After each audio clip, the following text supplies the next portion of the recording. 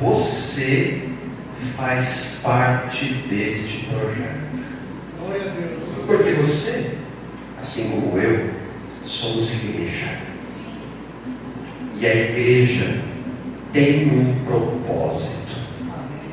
E o propósito da igreja é fazer a diferença. Toda vez que nós fazemos a diferença, nós estamos cumprindo o nosso chamado.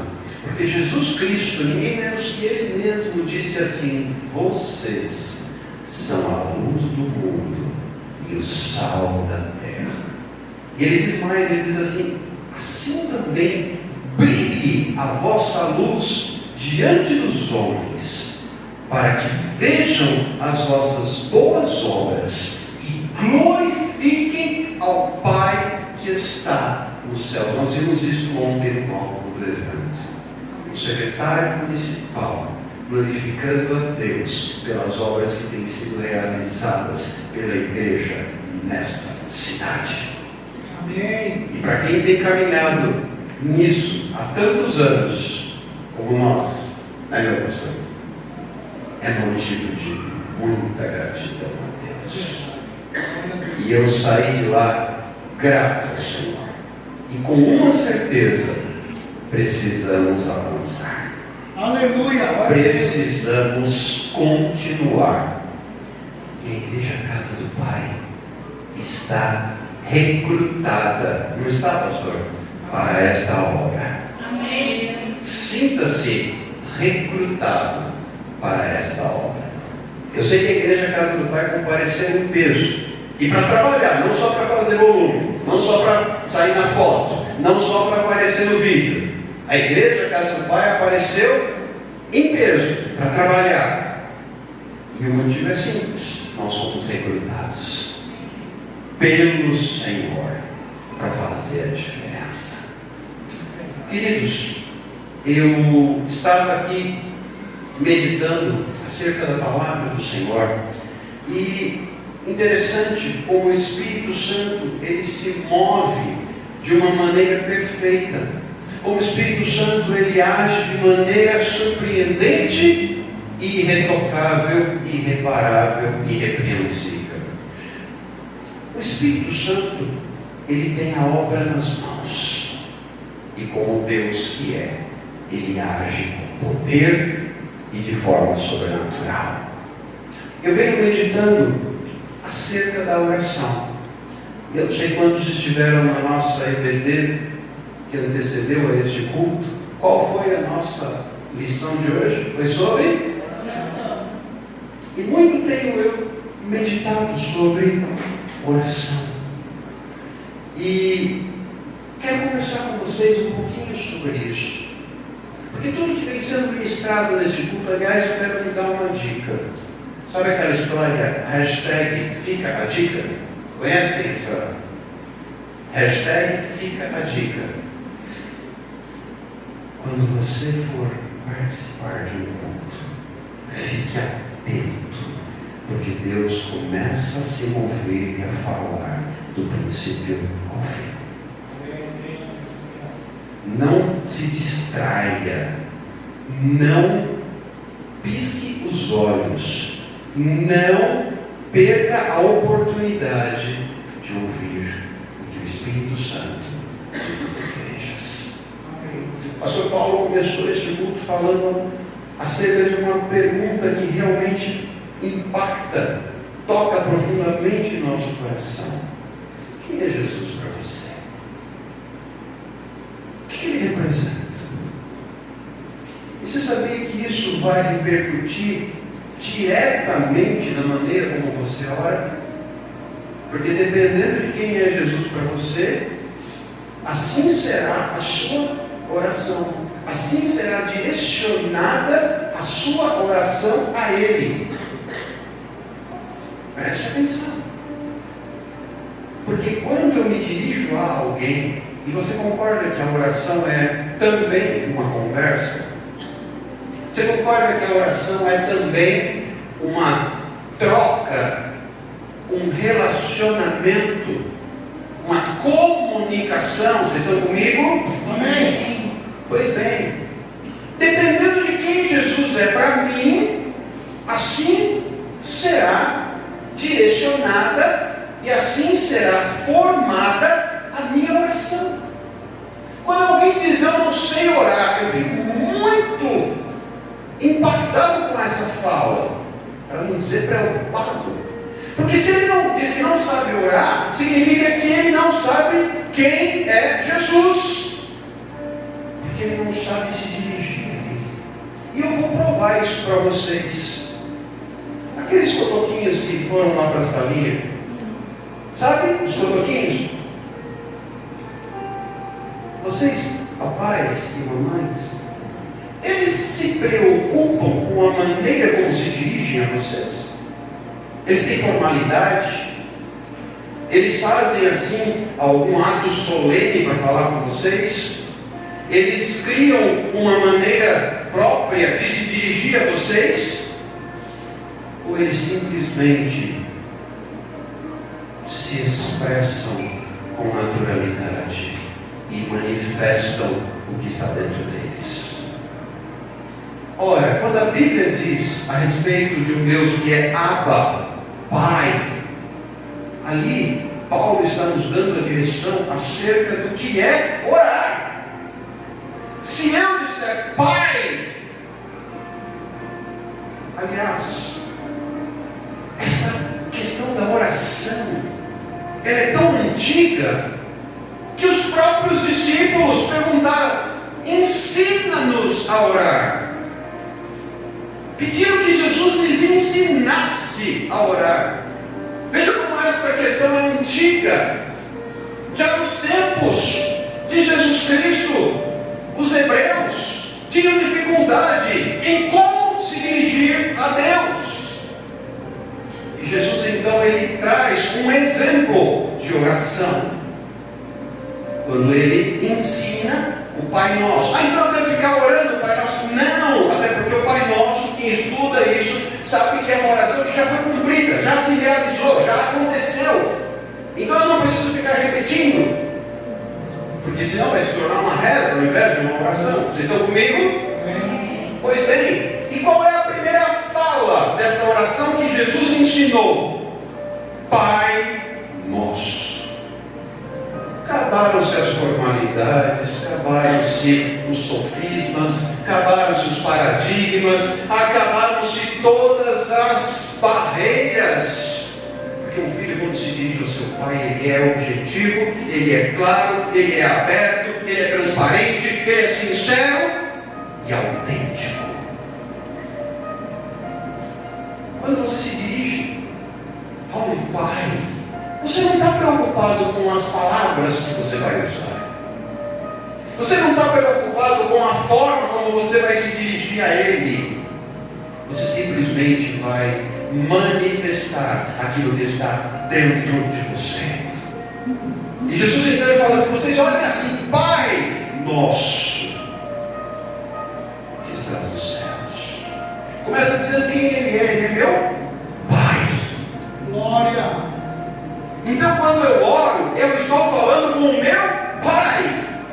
Inclusive isso traz um viés muito importante de cura para aqueles que não têm um vínculo paternal, de paternidade. Porque quando eu oro ao meu Deus e digo Pai Nosso, eu estou reconhecendo que Ele é meu Pai. Eu tenho Pai. Eu não estou perdido. Eu não sou fruto do acaso. Eu fui planejado. Mas como é que você sabe? Porque Ele nos escolheu antes da fundação do mundo. Você que está aí sentadinho me ouvindo, você foi planejado por Deus. Você foi escolhido por Deus e separado para o louvor da sua glória. Agora eu preciso saber dirigir a Ele. De que maneira? Conhecendo. Vem comigo agora para a palavra de Deus. Nós vamos aqui traçar alguns textos e fazer uma reflexão bem objetiva sobre a oração. Por quê? Porque a oração existe para chamar a atenção de Deus sobre a minha vida. Quantos aqui precisam chamar a atenção de Deus sobre a sua vida? Quantos desejam chamar a atenção de Deus para a sua vida? Amém. Quando eu estou em meio a uma situação adversa e eu digo, Pai, eu estou chamando a atenção dele. Porque se algum daqueles cotoquinhos lá falar, papai, mamãe, você para tudo que você estiver fazendo e vai até eles. Não é assim? Se você estiver ensaboado, tomando banho, se estiver usando o toalete, você para tudo, sai correndo e vai a eles. Não é verdade? A Bíblia diz: se vós sendo maus sabeis dar boas dádivas aos vossos filhos, quanto mais o vosso Pai Celestial. Quantos creem que se você clamar Pai, Ele ouve? E é sobre isso que nós vamos falar nesta noite. Sobre chamar a atenção do nosso Pai. Abra sua Bíblia no livro de Salmos, no 27. Salmos 27, versículo 4.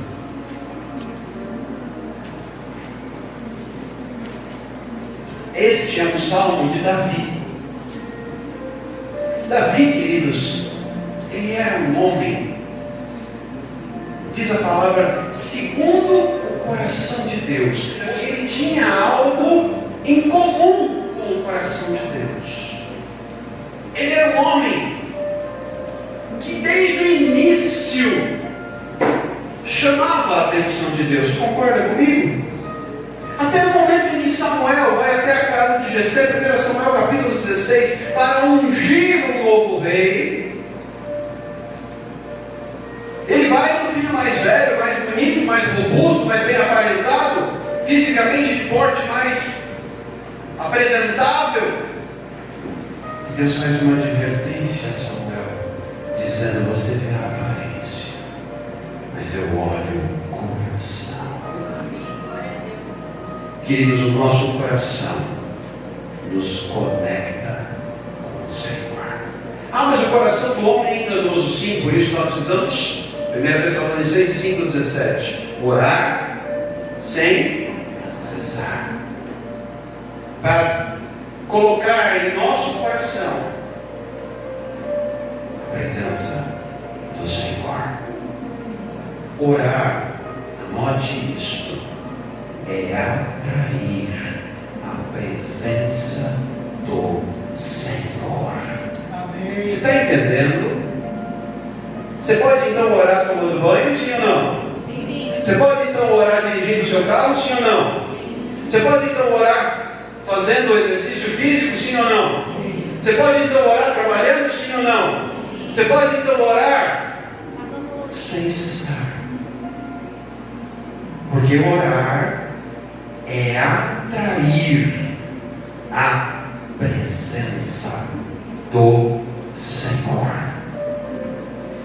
Diz a palavra de Deus, isso é Davi dizendo: coisa, pedi ao Senhor e a buscarei, que eu possa morar na casa do Senhor todos os dias da minha vida, para contemplar a formosura do Senhor e inquirir no seu templo. E Davi está orando aqui. Eu vou pedir só uma coisa. Eu não vou pedir riqueza, eu não vou pedir sucesso, eu não vou pedir vitória sobre os meus inimigos, mas eu vou pedir uma coisa e vou buscá-la: que eu possa estar na casa. Casa é lugar de presença. Que eu possa estar na presença do Senhor todos os dias da minha vida. Aleluia.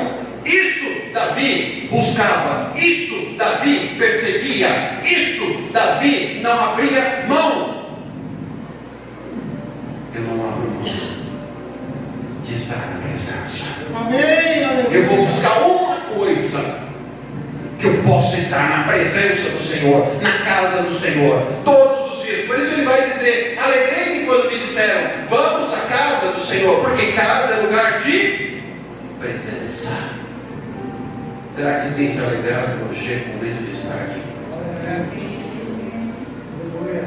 Ou é só mais um compromisso dominical?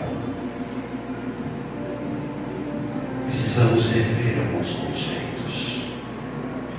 Precisamos rever alguns valores para entender quem é Jesus na nossa vida.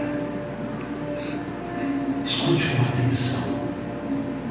E nunca mais deixa ninguém dizer que não sabe orar. Você vai lá e você vai dar uma aula para essa pessoa e vai dizer assim: meu querido, deixa eu te explicar uma coisa. Orar é atrair a presença. Você concorda que Davi era um homem que entendia da presença? Você concorda comigo que Davi era um homem que entendia da presença? Agora eu vou te falar mais uma coisa. Quando eu clamo, eu chamo a atenção dele. Quando eu clamo, eu atraio o olhar dele. Quando eu oro, ele ouve, como o pai ouve o choro do seu filho. Eu sei que muitas vezes a resposta dele é o silêncio. Ok? Nem sempre Deus vai me responder na hora que eu quero. Tudo bem? Mas mesmo que a resposta seja o silêncio, a minha oração não fica sem silêncio também é resposta. Quantas vezes você já disse para o seu filho assim: obedeça? Ah, mas por quê? Apenas obedeça. Sai da tua terra, Abraão, sai do meio da tua parentela e vai para o lugar que eu vou te mostrar. Mas por quê?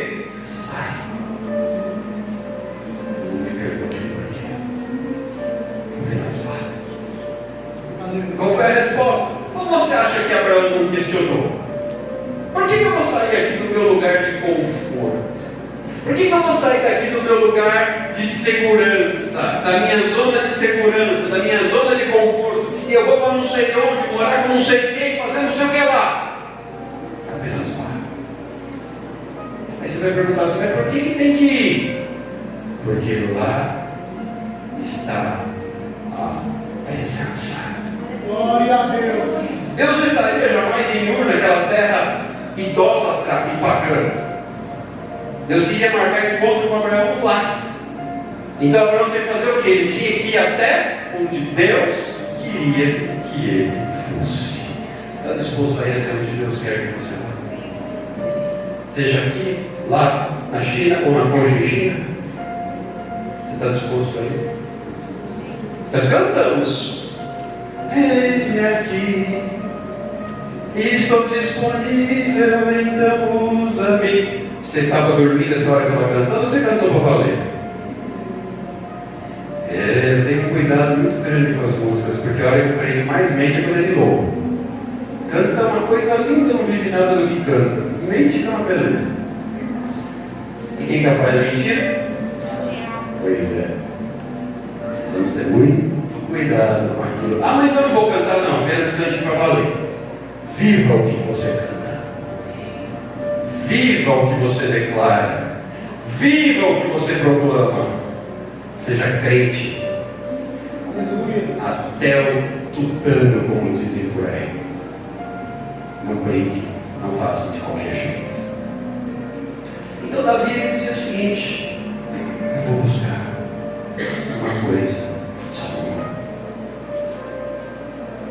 Eu quero estar na casa do Senhor, na presença do Senhor, todos os dias da minha vida. Aleluia. Glória a Deus. Sabe, querido, se você tivesse norte, se a sua bússola espiritual apontar nessa direção, você vai viver milagres. Não tem jeito. Quem anda com Deus vive milagres, sabia disso? Sabe por que a igreja hoje não tem presenciado ou vivenciado tantos milagres? porque não anda mais com Deus. E quem anda com Deus, Atos capítulo 3, olha, eu não tenho ouro nem prata, mas o que eu tenho eu te dou, eu ando com Ele, então levante e anda. Porque eu ando com Ele. Eu aprendi, Pedro e João, né, lindo, para a oração da hora nona. Eu aprendi, andando com Ele, eu aprendi. A presença está comigo. E quem tem a presença também tem o poder. Mas recebereis poder ao descer sobre vós o Espírito Santo, e sereis minhas testemunhas, tanto em Jerusalém como em toda a Judéia e Samaria e até os confins da terra. Atos 1:8. Mas tem um detalhe aqui importante. Esse tipo de pessoa está em falta. Sabe quando tem uma mercadoria que está em falta no mercado?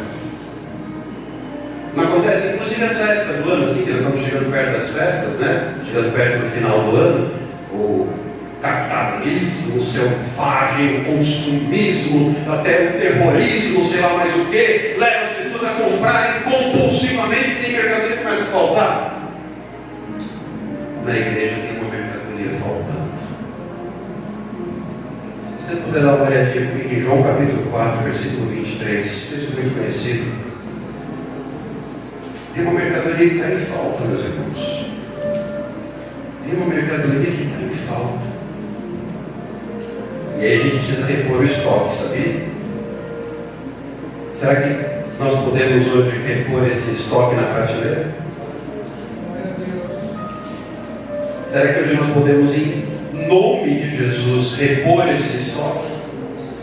Diz o texto que, mas a hora vem, e agora é, em que os verdadeiros adoradores adorarão o Pai em espírito e em verdade.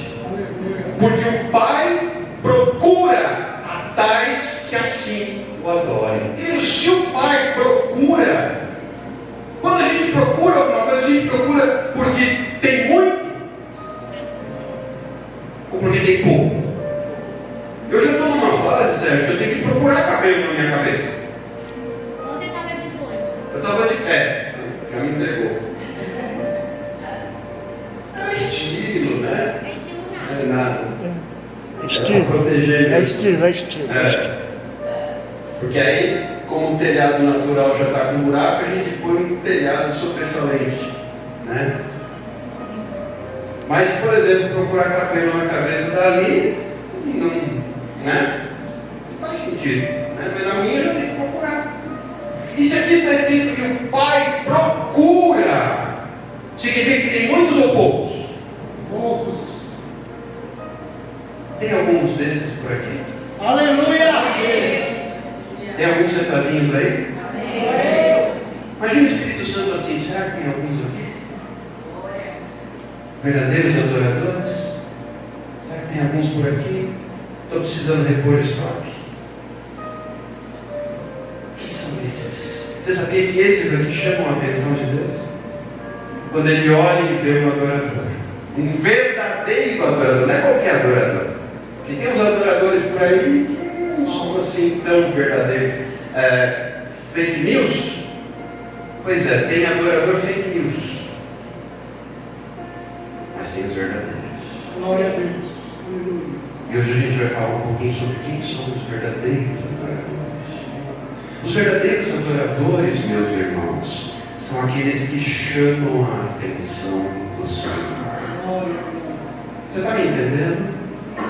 Os verdadeiros adoradores são aqueles que chamam a atenção do Senhor. Você é um deles? Aleluia. Se não for, não tem problema. Vai passar a ser a partir de hoje. Glória. Glória a Deus. Sim? Não. Glória a Deus. Independente da situação que você esteja, isso eu quero deixar bem claro. E agora nós vamos para o texto de Marcos, capítulo 10. independente. Você pode estar na pior roubada, na pior situação de todas. É possível chamar a atenção do Senhor. Esse texto, eu não vou ler o texto todo, você conhece, é a cura do cego Bartimeu. Do versículo 46 até o 52 de Marcos, capítulo 10. Esse texto aqui, ele conta a história de um homem chamado Bartimeu, filho de Timeu. Quem era Timeu? Timeu era um homem rico, mas um homem que se rebelou contra o Império Romano e deixou de pagar os seus impostos. Por causa disso, Roma dá ordem para que ele seja assassinado. E para que ficasse um exemplo, o filho dele, Bartimeu, filho de Timeu, tem os seus olhos arrancados. Então, um homem que era rico, estabilizado, aliás, você sabe o que significa Bartimeu? Bar é filho de Timeu. O que significa Timeu? Maldição. Bartimeu é filho da maldição. Aí Roma dá para esse homem, filho da maldição, que tem os olhos arrancados, uma capa para ele mendigar. Uma capa que dava a ele o direito legal de mendigar. E ele estava à beira do caminho, mendigando, porque é o que restou para ele. Estava boa a situação desse rapaz? Sim ou não? Ele estava em condições de chamar a atenção de Jesus? Sim ou não?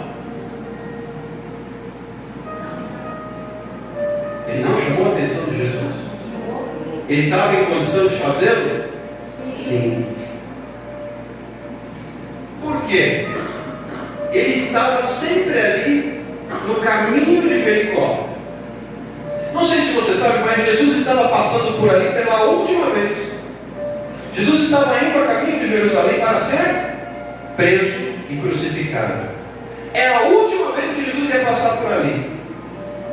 E quando Jesus estava passando, aquele cego, ele era cego, mas ele ouvia. Ele ouviu um barulho diferente. E perguntou: o que está acontecendo? Jesus está passando. O que acontece? Ele começa a chamar a atenção de Jesus. Independente da situação que eu esteja vivendo ou que você esteja vivendo, você está apto a chamar a atenção de Jesus. Ele começou a clamar. Quem clama chama a atenção, mas quem clama sabendo quem ele é. Ele não disse: ó Jesus, ele não disse: ó Nazareno. Jesus, filho de Davi, tem misericórdia de mim. Eu sei quem você é o filho de Davi, você é aquele que disseram que viria, e você pode mudar a minha situação. Tem misericórdia de mim. Mas tinha a turma do deixa disso. Conhecem a turma do deixa disso? A turma do deixa disso estava dizendo assim para ele: olha, mestre, não tem tempo para você. Pare de orar. Ele não está te ouvindo. Conhece a turma do deixa disso? Não adianta você orar. Deus não está te ouvindo. Você percebe que a sua situação continua a mesma. Não adianta. E quando diziam isso para ele, quanto mais mandavam que ele se calasse, mais alto ele clamava. Eu não vou desistir de chamar a atenção dele. Deixa eu te contar uma coisa: se ele perdesse aquela oportunidade, Jesus nunca ali, porque ele estava arrumando para Jerusalém para a sua morte. Era a última oportunidade. Eu não sei quanto a você, mas eu estou numas de não perder mais oportunidades. Eu não sei quando vai ser a última. Aleluia. Eu não perco mais.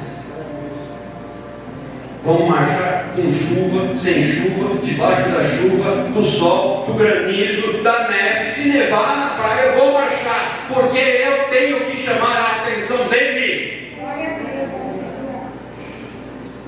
O Bartimeu entendeu isso. E aí vem o versículo 49. E Jesus, parando, disse que o chamassem. E chamaram o cego, dizendo-lhe: tem bom ânimo, levanta-te, que ele te chama. Tem bom ânimo. Eu não sei a situação que você está enfrentando, não sei que tipo de problema você está vivendo, mas eu posso te dizer o que está escrito. Eis que assim está escrito: levanta-te, ele te chama. Glória, glória. Quando Jesus chama alguém, a capa da vergonha fica para trás. Glória. A capa da humilhação já não era mais necessária. Ele lançou de si a capa e de um salto foi ter com Jesus. Não me pergunte como ele foi, porque ele era cego, mas eu sei que ele foi. E Jesus então fala com ele. A importância da oração. Que queres que eu te faça? O que você precisa? Perguntar isso para um cego parece redundante, né? Só que um detalhe. Escuta o que eu vou lhe falar agora. Tirei até os óculos para enxergar melhor, porque hoje eu não enxergo nada desses óculos. Tem muita gente querendo paliativo, mas Jesus é a cura. Tem muita gente querendo paliativo, mas Jesus é a cura. Tem muita gente pedindo solução transitória, e Jesus quer mudar a sua história. Que aquele cego pediu? Que eu torne a ver. Eu quero meus olhos de volta. Eu não sei o que tiraram de você. Eu não sei o que arrancaram de você. Mas eu sei que aqui neste lugar está aquele que pode te devolver tudo o que tiraram de você.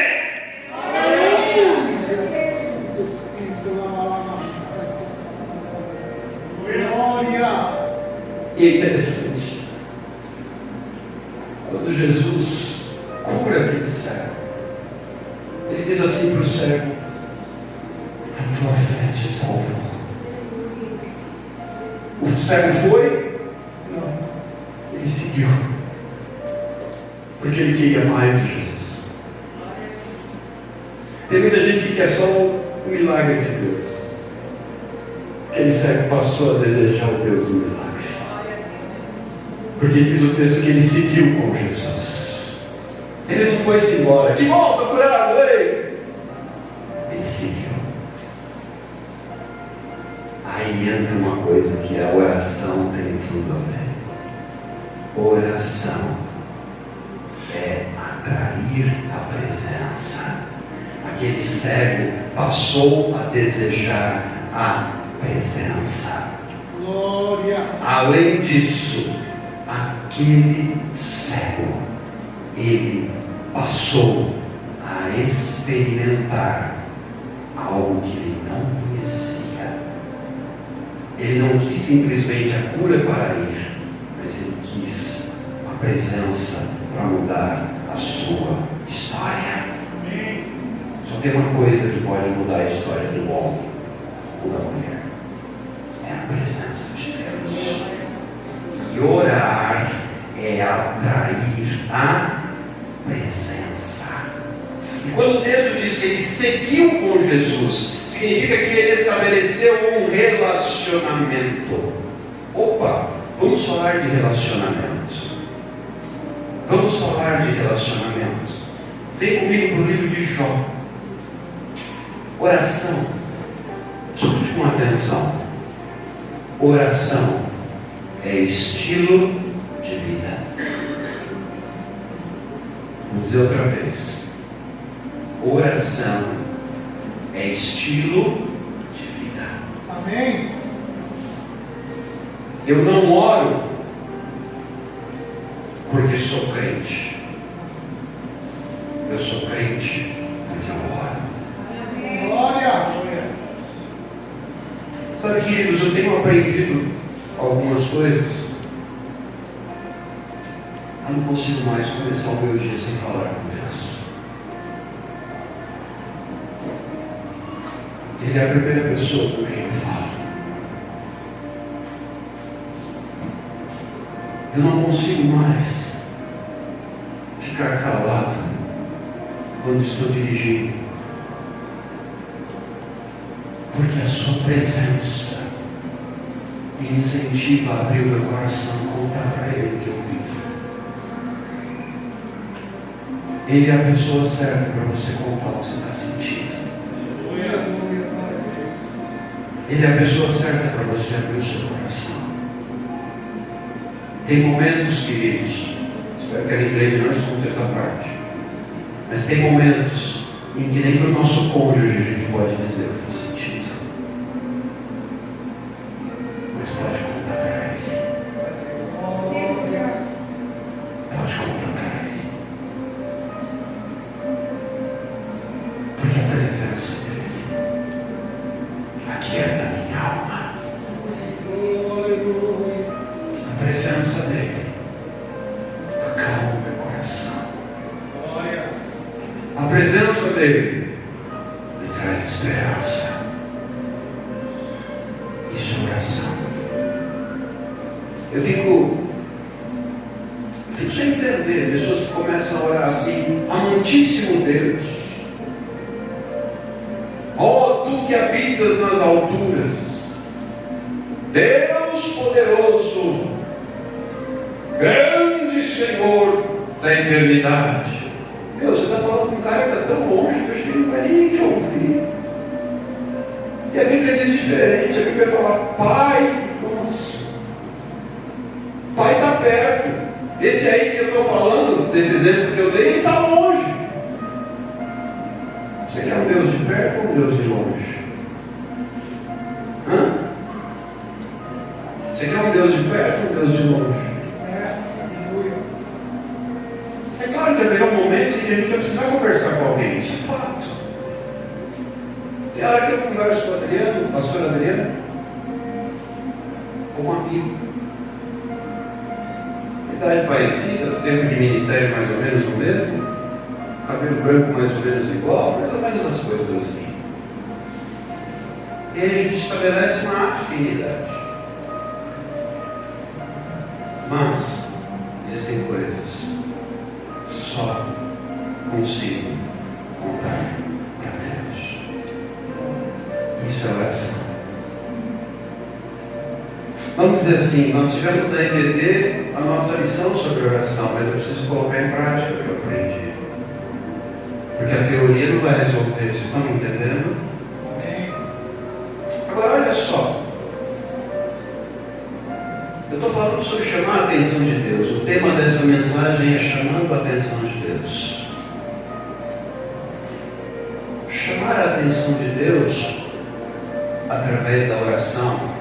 A adoração, o adorador, o verdadeiro adorador, é aquele que tem a oração como estilo de vida. E a oração é a presença. Portanto, a presença é que atrai. A presença do Senhor na minha vida é resultado dessa atração que eu exerço do olhar de Deus sobre mim. E aqui a Bíblia fala no livro de Jó a respeito de um homem que atraiu a atenção de Deus. Jó capítulo 1, esse texto também é muito conhecido, versículos 7 e 8. Então o Senhor disse a Satanás: de onde vens? E Satanás respondeu ao Senhor e disse: de rodear a terra e passear por ela. E disse o Senhor a Satanás: observaste tu, ó meu servo Jó? Porque ninguém há na terra semelhante a ele, homem íntegro e reto, temente a Deus e que se desvia do mal. Jó chamou a atenção de Deus, sim ou não? Sim. Chamou tanto a atenção de Deus, que Deus foi falar dele para o diabo. É maluco isso, né? Quem não tem certa compreensão espiritual acha esse texto aqui é uma loucura, uma viagem. Deus falando a respeito de alguém para o diabo. Porque esse cidadão chamado Jó chamou a atenção de Deus. Homem reto e íntegro, temente a Deus, que se desvia do mal. Agora, o que vocês acham que fazia Jó ser um homem reto, íntegro, temente a Deus e que se desviava do mal? O que vocês acham que fazia Jó ser assim? A presença de Deus. A presença de Deus. Quando alguém carrega a presença de Deus, Deus simplesmente fala a respeito daquela pessoa.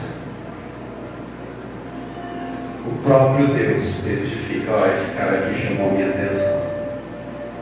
Deus fala até para o diabo: ó, esse cara aqui chamou minha atenção. Esse aqui chamou minha atenção.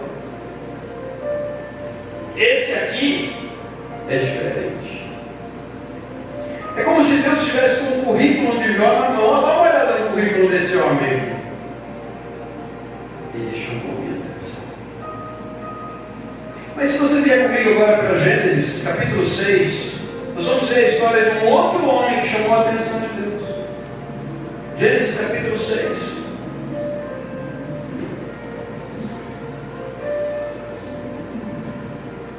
Versículos 6 e seguintes. Então arrependeu-se o Senhor de haver feito o homem sobre a terra e pesou-lhe em seu coração. E disse o Senhor: eu destruirei o homem que criei sobre a face da terra, desde o homem até o animal, até o réptil, até a ave dos céus, porque me arrependo de os haver feito. Até o versículo 7, o cenário é o caos. Deus está bravo, arrependido do que fez, pronto para acabar com tudo. Aí no versículo 8, Deus dá uma... Noé, porém, achou graça aos olhos do Senhor. Tudo fez Deus se irritar, se irar. Mas Noé, entendeu onde é que entra os verdadeiros adoradores que adoram o Pai em espírito e verdade? Você pode estar no meio do inferno. Noé estava vivendo numa época que era o inferno na terra. Depois você pode estudar. Começa o início do capítulo 6, os gigantes, que são frutos dos anjos caídos que possuíram as mulheres, que geraram gigantes, etc. e tal. Noé vivia no inferno na terra. Você acha que a sua vida está no inferno? Não queira se comparar com Noé. A ponto de Deus decidir acabar com tudo. Tudo que Ele mesmo pôs na terra. Mas Noé achou graça aos olhos do Senhor. Aleluia. Noé achou graça aos olhos do Senhor. Aí você vai dizer: mas peraí, não estou entendendo. Versículo 9. Estas são as gerações de Noé. Noé era homem justo e perfeito em suas gerações. Aí você vai falar: como assim? Noé andava com Deus. Quer dizer que é possível você viver o inferno na terra e andar com Deus. Noé provou isso. Ele vivia o inferno na terra.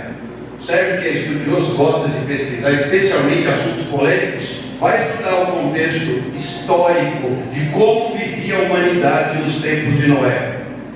Esses gigantes, no início, eles conviviam pacificamente com os humanos. Depois eles passaram a se alimentar dos humanos. e fazer sacrifícios e abominações, a ponto de subir a ira do coração de Deus. Estou dando só uma pincelada aqui para você ficar com vontade de estudar depois. Eu sei que o Sérgio já vai começar amanhã. Era o inferno na terra, mas Noé andava com Deus. Aleluia. Noé andava com Deus. Deixa eu te contar uma coisa. Tem alguém aqui que tem orado para que algum membro da sua família se converta? Vou te contar uma coisa. Sabe quem achou graça aos olhos do Senhor? Quem? Gente, acabamos de ler aqui, versículo 8. Hã? Mas quem entrou na arca? Hã? Capítulo 7, versículo 1. Depois disse o Senhor a Noé: entra tu e toda a tua casa na arca. Entra tu e toda a tua casa na arca, porque tenho visto que és justo. Mas quem que era justo? E aí entraram os 3 filhos, as 3 noras e a esposa. Mas quem que era justo? Se você andar com Deus, Deus muda a sua família. Eu creio. Se você andar com Deus, Deus muda a história da sua casa. A Bíblia não diz que a família de Noé achou graça aos olhos do Senhor. Agora olha que interessante, eu falei de Jó. Jó chamou a atenção de Deus, não chamou? Agora isso evitou que Jó passasse por tudo que passou? Noé chamou a atenção de Deus, não chamou? Mas isso evitou que ele enfrentasse o dilúvio, sim ou não? Então não quer dizer que vai evitar que você passe por problema. Mas eu prefiro passar pelo problema, chamando a atenção de Deus e Ele comigo, do que sozinho. Será que você está disposto nessa noite a chamar a atenção de Deus? Deus. Será que você está disposto nessa noite a chamar a atenção desse Deus? Amém. A oração não é outra coisa senão a minha conexão com Deus. A oração não é outra coisa senão o meu relacionamento com Deus. E nesta noite eu quero te convidar a dar um passo de fé para estabelecer um novo vínculo de comunhão com esse Deus. Qual a garantia que eu posso lhe dar? Isso não vai impedir que você passe por problemas. Não vai. Mas posso lhe assegurar que quando Ele está no barco, quem é esse que até o vento e o mar o obedecem? Aleluia. Ele muda a história. Ele mudou a história de Bartimeu. Ele mudou a história de tantos outros homens e mulheres que passaram a andar com Ele. Oração é relacionamento. Oração é estilo de vida. Oração é comunhão com Deus.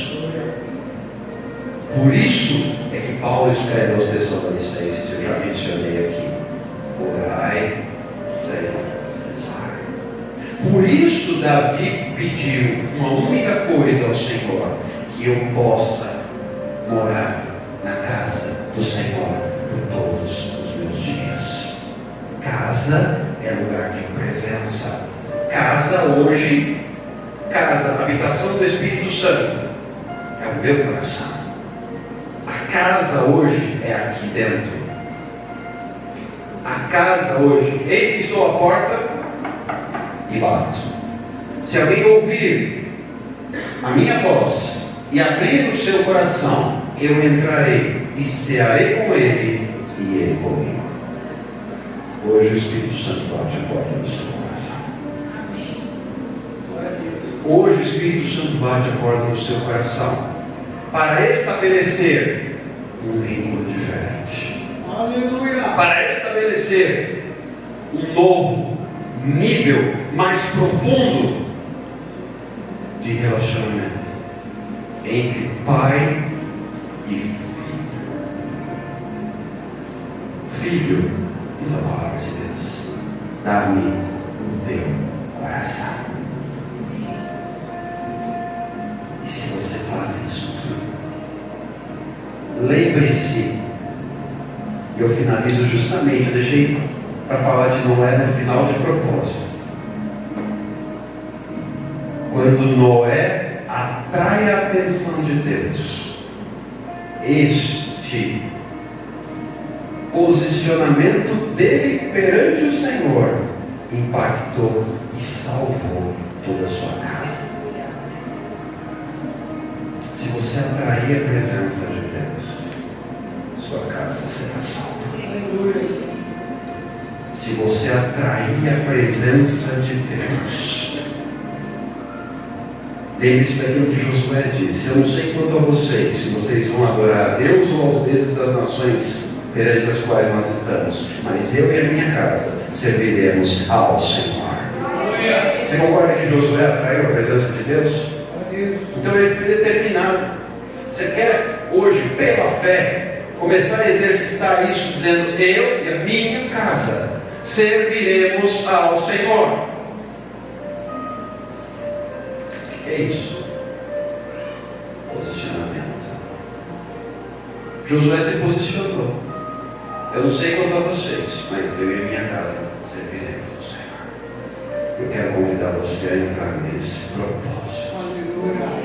Senhor, eu não abro mão desta promessa. Eu não desisto desta palavra. Eu vou caminhar contigo todos os dias da minha vida, como Davi disse lá no Salmo 27:4 que nós lemos. Mas eu creio que por causa da tua presença na minha vida, eu e a minha casa serviremos ao Senhor. Se pela fé, lembre-se, o justo viverá pela fé. Se pela fé você vai hoje determinar isso na sua vida, eu quero orar com você para nós encerrarmos. Coloque-se de pé. Você que realmente entendeu a palavra. Hoje nós temos a tecnologia a nosso favor. É possível até ouvi-la tantas quantas vezes desejarmos, não é mesmo? É só assistir de novo. Mas se você entendeu essa palavra, perceba que é uma oportunidade que o Senhor te concede de mudar a história da sua casa, Aleluia. de mudar a história da sua família, porque Deus é um Deus de famílias. Deus é um Deus de relacionamento e Deus é um Deus de família.